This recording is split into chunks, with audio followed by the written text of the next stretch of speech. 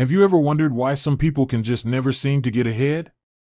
Living paycheck to paycheck and never really feeling comfortable financially? Are you one of those people? With all the information out there, you would think by now, this problem would be ceasing to exist. But it doesn't, and it never will. In this video, I'm going to give you my top 3 reasons why people get stuck like this forever, and the ways you can avoid this. After all, wouldn't you rather thrive and live life not worrying about your next paycheck? Number 1. Keeping up with the Joneses. We've all heard this, but what exactly does it mean? And who the heck are the Joneses anyways? In fact, the Joneses typically represent your neighbors. In reality, they can also represent your family, friends, co-workers, and even people you don't like. Kind of a weird concept, right? The root of this problem boils down to our primalmost instincts, doing better than or at least making others perceive you are doing better than them financially. I have a perfect example for you. On the road I live on, I drive by my neighbors' homes every day. A few months ago, one of them bought a brand new pickup truck. Nice, right? Good for him. Well, a few weeks later, the other neighbor bought one too, and a few weeks after that, can you guess? The third neighbor had one as well. Mind you, they are all friends, so the competition was real. It's like clockwork. Next was the golf cart craze. 1, 2, 3 ducks in a row, they all miraculously had golf carts to drive to their mailbox and back. Then it was garden tractors, and so on and so forth. Regardless of the item, it's the fact that they have to keep up with each other to feel satisfied. You could almost wonder, if one of them didn't buy the item first, would the others have bought it on their own? I doubt it. Do you know people like this? I definitely do. It used to be me. I've been the one to try to keep up with friends, and it gets you nowhere, fast. It's kind of like letting other people spend your hard-earned money for you. Ridiculous, right? But also very common.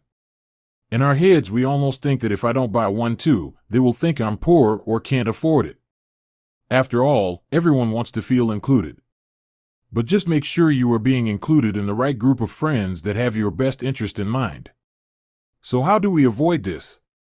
The first way is just by being aware. Which you now are. The old Jones phrase is one to chuckle at, but once you know the reasoning behind it, it's not really funny at all. Controlling your money and not caring what others think is the biggest determining factor. After all, the goal is to be rich. Not to just look it. Now that you are aware of this, don't go buy a hot tub just because your neighbor did. Just hop in theirs. Number 2. Credit cards. These pesky little pieces of plastic who get so many people in trouble always seem to get a bad rap. The truth is, if they are used properly, the consumer can greatly benefit from points, cash back, and frequent flyer miles among a range of other options. But, when used improperly, the compounding effect can be detrimental. The buy now pay later mentality has become a worldwide phenomenon that gets many buried in debt up to their eyeballs. With a typical credit card interest rate of around 20% in 2023, that's enough to send shivers down any financial advisor's spine. Especially when you compare that an average savings account interest rate of a measly 0.39%, you can clearly see how these rates are not in your favor. So, how do we use these credit cards to take advantage of them, and not the other way around? There are a few ways actually.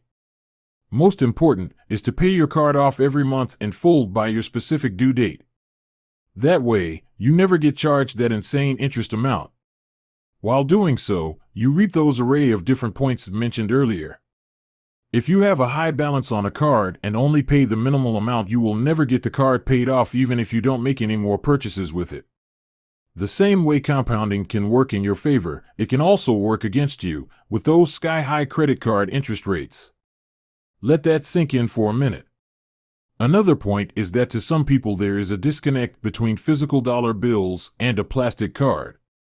Where one might not want to hand over cash for something they may want, psychologically, handing over a credit card is much easier. This is a major reason why these cards get maxed out. In all reality, a credit card can be your best friend or worst enemy. If used right, it can be an incredible credit score builder. They can also protect you against fraud. If you have ever had an account hacked, you know this all too well.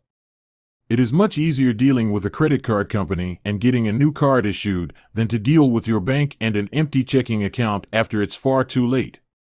So next time you want to throw something on your card that you don't need, do yourself a favor and think again. Number 3. Lifestyle creep. What lifestyle? And who's the creep? Okay, but seriously. So what if you don't care about keeping up with the Joneses and already know about how to use credit cards to your advantage? What if you make more than the average American but still seem to struggle? Listen up. Lifestyle creep is the term used when a person's income goes up and then eventually they start spending more. It's most times not instant or a quick change, hence the name creep. Your spending is creeping up just because your income is. So say you get that big raise or bonus at work you have been waiting for. Great. But now you feel entitled to that new $100,000 car because what the heck, you earned it, right?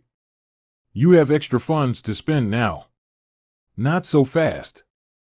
This concept keeps a lot of folks struggling as well. Worse yet, what if you want the bigger house instead of just the car, or even both? All of a sudden, that extra income is long gone before you even get a chance to see it. Those extra funds literally burn holes in people's pockets to the point they feel obligated to spend it. But what about this? What if you invested that extra money, using it to make even more money, setting you up for the future? Sounds boring, right? That's exactly what the lifestyle creep wants to hear. A lot of everyday folks and even some of the super rich don't let the lifestyle creep cramp their style. For example, Warren Buffett, the most successful investor in the world, worth around $117 billion, still lives in his home in central Omaha, Nebraska. He purchased for $31,500 in 1958. In today's money, that equates to about $330,000, which isn't chump change. But, to Warren, it's a drop in the bucket. The point is, just because you make more, it does not mean you have to spend more. There are much better options for this newfound income. What are those options, you ask? Well, if you hang around the Basic Wealthy channel long enough, you will continue to learn all about those options and more. Thanks for checking out the video, and we hope you learned a thing or two while doing so. Our goal is to bring financial awareness to as many folks as possible. Please like and subscribe while you are here. We have much more great content for you in store. Until then, stay wealthy.